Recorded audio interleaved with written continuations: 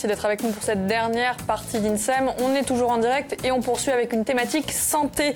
En France, toutes les 4 minutes, une personne est victime d'un accident vasculaire cérébral. Il représente la 3e cause de mortalité chez l'homme et la 2e chez la femme. L'AVC, c'est un peu une course contre la montre. Plus il est pris en charge rapidement, moins les séquelles seront importantes. Comment réagir à l'apparition des premiers symptômes? Pourquoi sont-ils si fréquents et surtout pourrait-il être évité? Réponse avec le docteur Christine Manzac-Couder. Elle est neurologue, elle est chef du service de l'unité neurovasculaire du centre hospitalier d'Ajaccio et elle est accompagnée de Marjorie Tcheil. Elle est infirmière. Bonjour mesdames. Si vous avez envie de réagir, vous nous appelez au numéro de téléphone qui s'affiche ou alors on nous écrit sur Facebook. Francine, vous veillez. Voilà, nous sommes là à attendre vos questions. N'hésitez pas à nous les envoyer. On aura des réponses en direct. Allez, tout de suite, on vous a dit qu'il fallait faire vite. C'est parti.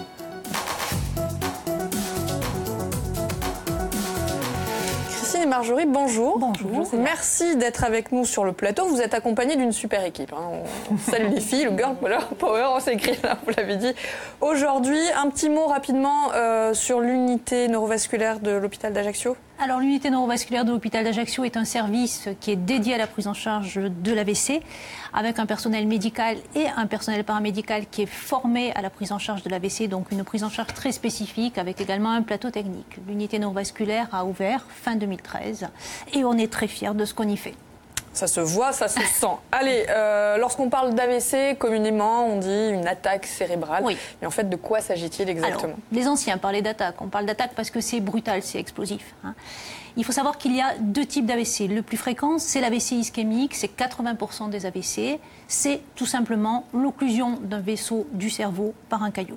D'accord. Le 2e type d'AVC, c'est l'AVC hémorragique, c'est l'hémorragie cérébrale, c'est 20% des AVC. Et là, c'est la rupture d'un vaisseau dans le cerveau. D'accord. Alors, quoi qu'il en soit, dans les 2 cas, on a une zone cérébrale qui est lésée avec des dégâts qui peuvent être irréversibles et c'est ce qui dit que la topographie et l'ampleur dictent les séquelles et les signes cliniques. Le fameux caillot. Alors, l'AVC, ça concerne combien de personnes en moyenne? Eh bien, en France, 150 000 nouveaux cas d'AVC par an. En Corse, plus de 500 personnes. Dans notre unité neurovasculaire qui couvre le Grand Ajaccio, à peu près 350 AVC par an. Il y a énormément de personnes. Est-ce que les hommes et les femmes sont égaux devant l'AVC? Non. Alors, les femmes font un tout petit peu plus d'AVC que les hommes. Pourquoi? Parce que d'abord, elles vivent plus longtemps. On sait que la fréquence de l'AVC augmente quand même avec l'âge. Avec l'âge, d'accord. Ensuite, il y a des facteurs hormonaux. La grossesse, la ménopause. Ensuite, les femmes, depuis 20-30 ans, elles se sont mises à fumer. Et souvent, beaucoup plus que les hommes. Et puis, elles ont plus d'hypertension artérielle et elles ont plus tendance à faire de l'arythmie cardiaque, qui est une cause d'AVC. D'accord. Alors, si tout le monde est concerné, l'idée, c'est quand même d'expliquer les signes de cet AVC. Comment on va le reconnaître? Les signes cliniques, il faut les reconnaître. Il est impératif de savoir les reconnaître pour soi, mais aussi quand on est témoin d'un AVC. Les signes, ils sont brutaux. Ça peut être une hémiplégie, c'est-à-dire la paralysie d'une moitié du corps, avec la bouche, le visage tordu. Ça peut être un engourdissement, une sensation d'insensibilité, d'anesthésie de la moitié du corps, mais parfois c'est un petit peu plus frustre, c'est juste le visage ou juste le bras. Ça peut être un trouble brutal de l'élocution, une difficulté à articuler, un manque du mot, les mots ne sortent plus, ou alors seulement quelques mots, ou alors ça peut être un jargon, un débit de mots qui ne veulent rien dire. Et comment être sûr? Alors, ça peut aussi être un trouble de la vision. On perd la vision d'un œil, ou on a une amputation de la vision d'un œil, ou bien alors des troubles massifs de l'équilibre, brutaux, avec souvent des céphalées. Comment être sûr? En général, les gens le sentent. Ils le perçoivent, sauf quand c'est vraiment très discret. Alors, il faut faire attention parce que parfois, ces signes ils ne durent pas. Ils durent quelques minutes à maximum 1 heure. Et là, le risque est de se dire, c'est rien, ça va passer. Attention, c'est un AVC aussi, c'est ce qu'on appelle un accident ischémique transitoire. C'est un symptôme d'alerte, c'est un symptôme de menace. Il faut consulter, le risque de récidive est majeur dans les jours ou les semaines qui suivent. D'accord, ça ne va pas se produire forcément avec un délai très court? Non, ça peut se reproduire 1 mois après, parfois 1 an après. Donc il faut consulter. Quoi qu'il en soit, quand on a un doute, mais en général, les gens quand même, quand le signe est majeur, les gens le savent. D'accord. Alors quand un de ces signes apparaît réellement et qu'on est face à un AVC, pourquoi agir vite est essentiel? Eh bien, parce qu'il y a un délai de 4h30. Je parle là de l'accident vasculaire ischémique, le caillot qui bouche un vaisseau. Il y a un délai de 4h30 qu'on appelle la zone de pénombre ischémique, où encore les lésions cérébrales ne sont pas irréversibles. Donc, on peut essayer de les réverser par un traitement qui s'appelle la thrombolyse, c'est-à-dire qu'on injecte un traitement anticoagulant qui va tendre à dissoudre le caillot et donc à revasculariser la partie cérébrale qui est lésée. Vous allez me dire pourquoi tout le monde ne peut pas en bénéficier ? Eh bien, parce qu'il y a des contre-indications. Il faut d'abord prendre la peine de faire un scanner ou une IRM. Ce sont des complications essentiellement hémorragiques. C'est-à-dire que comme on abaisse totalement la coagulation, le risque, c'est de faire une hémorragie cérébrale ou une hémorragie interne grave, une hémorragie qui met en jeu le pronostic vital. Donc, il y a un certain nombre de contre-indications qu'il faut prendre en compte. Et il faut savoir que le plus souvent, la non-indication, c'est le temps. C'est trop tard. Le patient arrive après 4h30. En gros, 6 à 10% actuellement des AVC sont thrombolisés. C'est encore trop peu. Donc le facteur temps, il est très important.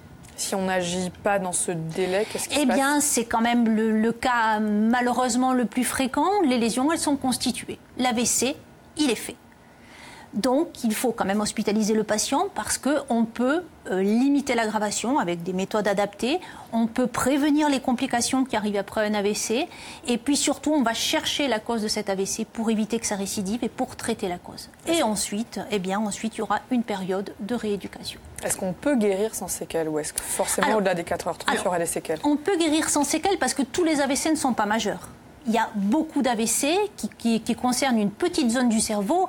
Le déficit est minime. Donc, effectivement, on voit très fréquemment des gens qui, à 3 jours ou à 1 semaine ou à 10 jours, récupèrent sans séquelles. Par contre, quand l'AVC est étendu, eh bien, il y a des séquelles. Il y a 30% dans ces cas-là de mortalité à 1 an. Il y a 40% de patients qui vont rester dépendants. Et il y a 60% qui, quand même, vont pouvoir recouvrer une certaine autonomie fonctionnelle. Alors, comment on réagit si on est témoin, voire victime d'un AVC ? Alors, si on est témoin, si on voit des gens, son entourage qui a ces signes dont a parlé le docteur Couder, ou si soi-même on ressent ces symptômes, il faut avoir un réflexe, appeler le 15 ou le 112 sur son portable. D'accord ? Très rapidement. Chaque minute compte, comme vous l'avez dit très justement en introduction, c'est une course contre la montre et plus la prise en charge sera rapide, moins les séquelles seront importantes. Donc il faut appeler le 15, le SAMU. À son interlocuteur, il faut bien expliquer quels sont les signes, quels signes présente la personne. Et une information très importante, c'est depuis combien de temps durent ces signes. Parce que pour eux, c'est une information déterminante pour savoir pour la thrombolyse ou pas, pour le traitement. Une autre information qui est intéressante, c'est quels sont les antécédents, quels sont les traitements. Essayer de trouver une ordonnance, quelque chose pour donner les traitements. Parce que voilà, le médecin derrière au téléphone, lui est en train de réfléchir, est-ce que la thrombolyse est possible, quel traitement peut être fait. Et ensuite, le 15, contre-indication dont vous parliez. Et le 15 va envoyer le véhicule adapté pour arriver le plus rapidement possible à l'hôpital. Hélas, dans 50% des cas des AVC, les gens n'ont pas recours au 15. Donc, il y a encore une large marge de progrès à faire à ce niveau-là. Est-ce qu'on peut aider la personne qui est victime d'un AVC ? Qu'est-ce qu'on fait pendant qu'on attend les secours ? Alors, que faire ? Alors, c'est comme les nombreuses émissions dont on a parlé pour les premiers secours. Qu'est-ce qu'on fait quand il y a une victime ? On reste présent, on ne part pas dans tous les sens. On reste avec elle, on la rassure. Dans ce cas-là, et comme dans beaucoup d'autres cas, on l'allonge pour éviter la chute et donc le suraccident. Et puis, alors, dans ce cas de l'AVC, il faut laisser la personne allongée. Pour les puristes, on dirait même à 30 degrés pour faciliter la perfusion cérébrale, parce qu'à ce moment-là, c'est ça qui est important. Donc, allongée, ne pas lui donner à boire, ne pas lui donner à manger, rester avec elle et appeler encore le 15 si la situation évolue. Ils sauront vous conseiller en attendant d'arriver. Même où on ne raccroche pas ? Non, on ne raccroche pas. D'accord, c'est mieux. On se souvient de l'appel, comme n'est-ce pas donc, on a dit thrombolyse en traitement. Et si ça n'est pas possible, qu'est-ce qu'on peut faire en cas d'AVC pour traiter le patient ? Alors après, on traite le patient avec ce qu'on appelle des antiagrégants plaquettaires, c'est-à-dire des médicaments, c'est de l'aspirine, des médicaments qui vont agir sur la coagulation. Et puis, on le traite avec des hypolipémiants. Mais ça fait ensuite partie du bilan secondaire une fois qu'on a cherché la cause. Il y a des traitements spécifiques. On peut quand même réagir. Il y a quand même des choses à faire, bien entendu, et on se bat justement pour améliorer l'état du patient et empêcher qu'il se dégrade.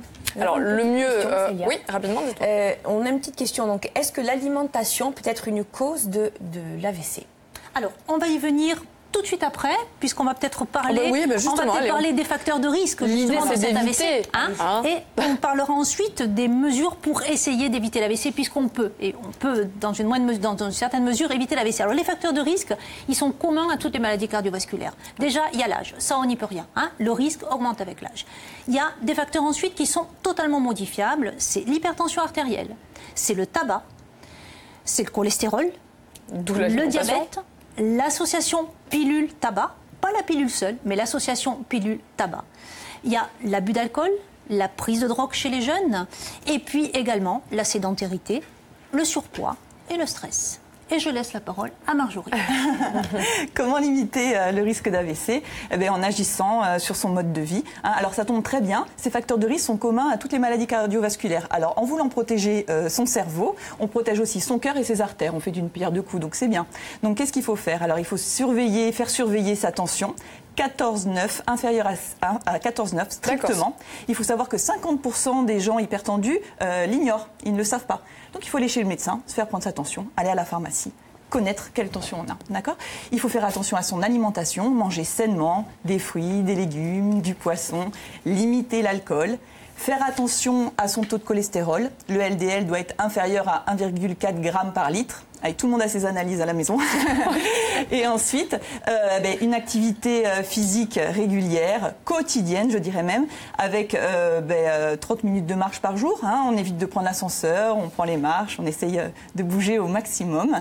Et puis, arrêter de fumer. Très important. Et ces facteurs, c'est énorme, ces facteurs permettraient de diminuer le risque d'AVC de 80%. Ah oui. Donc c'est énorme. Ça vaut le coup de quand même se faire un petit effort. Ouais, et c'est là qu'on se rend compte que la personne est actrice vraiment de sa santé, par rapport à son mode de vie, à son alimentation, voilà, à ses habitudes de vie. 80%. La personne vraiment joue sur sa santé. Alors dans la prévention, par rapport à son mode de vie, mais aussi dans l'urgence, quand il y a les signes, en allant le plus vite possible et en appelant les secours le plus vite possible, c'est aussi la personne qui est acteur de sa santé. Alors, étonnamment, le stress aussi, c'est un facteur d'AVC. Le stress est un facteur de risque de maladie cardiovasculaire. Voilà. Ensuite, qui n'est pas stressé, j'en connais. C'est un petit peu dommage. Donc, les mesures préventives permettraient de réduire de façon significative le risque d'AVC. Et pourtant, il y a encore combien de personnes, vous nous avez dit, qui sont victimes d'AVC? Il y a 150 000 nouveaux cas par an, mais il y a quand même une mauvaise hygiène de vie dans la population générale. Et puis ensuite, il y a une fatalité. C'est-à-dire qu'il y a l'arythmie cardiaque, la fibrillation auriculaire paroxystique, elle peut survenir. C'est un petit peu une fatalité. Là, il y a des choses qu'on ne peut pas contrôler. Voilà. Mais 80%, en contrôlant les facteurs de risque, 80% des AVC pourraient être évités. Et une chose très importante pour les fumeurs, un an d'arrêt du tabac, le risque de faire un AVC devient identique à celui d'un non-fumeur. Il faut arrêter de fumer. Ce sera le mot de la fin. Merci infiniment. On rappelle, agir vite est essentiel, même en cas de doute, on compose. Le 15, merci infiniment d'être venu. Demain, à votre place, histoire de terminer la semaine, on va rester dans la catégorie santé. On va vous proposer des idées d'activités sportives et ludiques associées à une alimentation équilibrée. Mais cette fois, ce sera pour les enfants. Avec les conseils de Célia Sarossi, elle est diététicienne nutritionniste, et Philippe Coudry, il est professeur de taekwondo. Passez une excellente fin de journée, à demain, ciao.